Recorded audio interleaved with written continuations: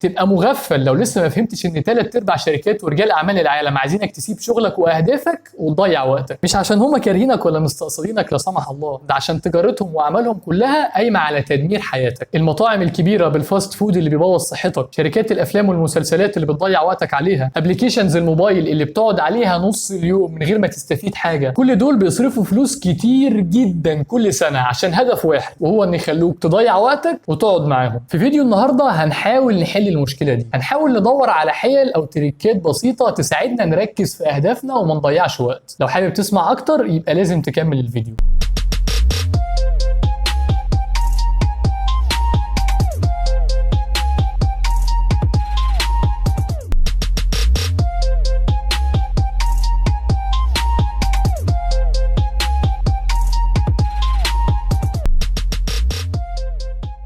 قبل ما ابدا الفيديو افكرك ان عملت فيديو تاني قبل كده بتكلم فيه عن تحديد الاهداف والعوائق اللي هتقف في طريقك وانت بتحاول توصل، هسيبه لك في الشاشات اللي بتظهر في اخر الفيديو. يلا نبدا في موضوع النهارده. رقم 1، اكتب اهدافك بدقه. في قاعده مشهوره جدا لتحديد الاهداف وهي قاعده سمارت، يعني سبيسيفيك محدد، ميجرابل يمكن قياسه، اتشيفابل يمكن تحقيقه، ريليفنت يعني ليه علاقه باللي انت بتعمله، تايم باوند يعني محدد بفتره زمنيه. لو التزمت بالخمسه دول وخليت اهدافك مكتوبه في ورقه واضحه وموجوده قدامك في مكان الشغل او المذاكره بتاعك، هتلاقي الموضوع بقى اسهل لان الطريق بقى واضح اكتر.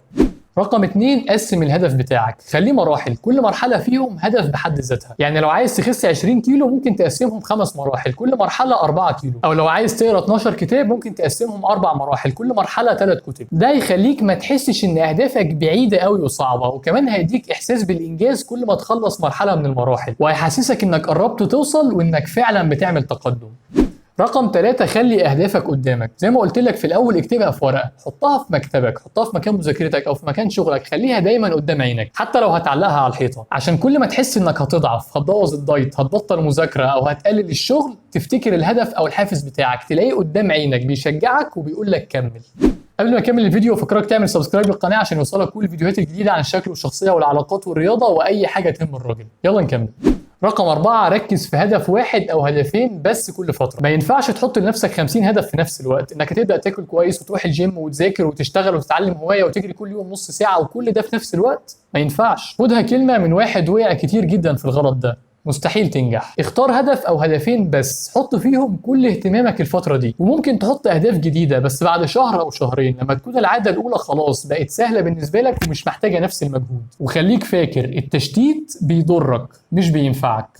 رقم 5، ابعد عنك كل الاغراءات وكل الحاجات اللي ممكن تشتتك. مش صدفه ان كتير من الدحيحه بيحبوا يذاكروا في مكان فاضي او بيحبوا يذاكروا هم قافلين الموبايل واللاب، لان التركيز والالتزام بالقعده على الكتاب بيبقى اسهل بكتير لما ما يبقاش جنبك حاجه تشتتك او تضيع تركيزك. زي بالظبط لو انت عامل دايت والفريزر بتاعك بطاطس بوم فريت وصدور بانيه مجمده ومطبخك كله حلويات وحاجات مسكره، اكيد هتضعف وهتاكل حته، وطبعا الحته بتجيب حته وانت عارف كويس. فالخلاصه انك لازم تخلي اي حاجه هتشتتك بعيده عنك، سواء كانت اكل او الكترونيات او حتى اشخاص.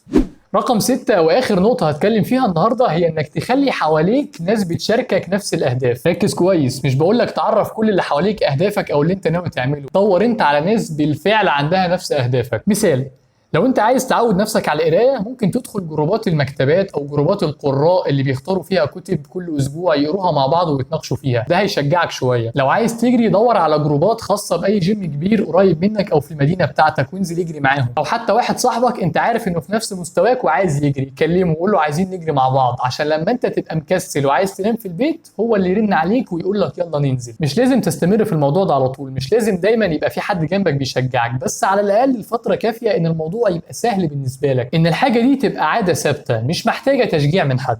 كده يبقى الفيديو بتاعنا خلص، اتمنى تكون استفدت اي حاجه من الفيديو. لو ده حصل اتمنى انك تعملي لايك للفيديو وسبسكرايب للقناه عشان يوصلك كل الفيديوهات الجديده عن الشكل والشخصيه والعلاقات واي حاجه تهم الراجل. ولو عندك اي موضوع عايز نتكلم عنه في الفيديوهات اللي جايه تقدر تكتبوا لي تحت في الكومنتات. شكرا لحسن استماعكم، سلام عليكم.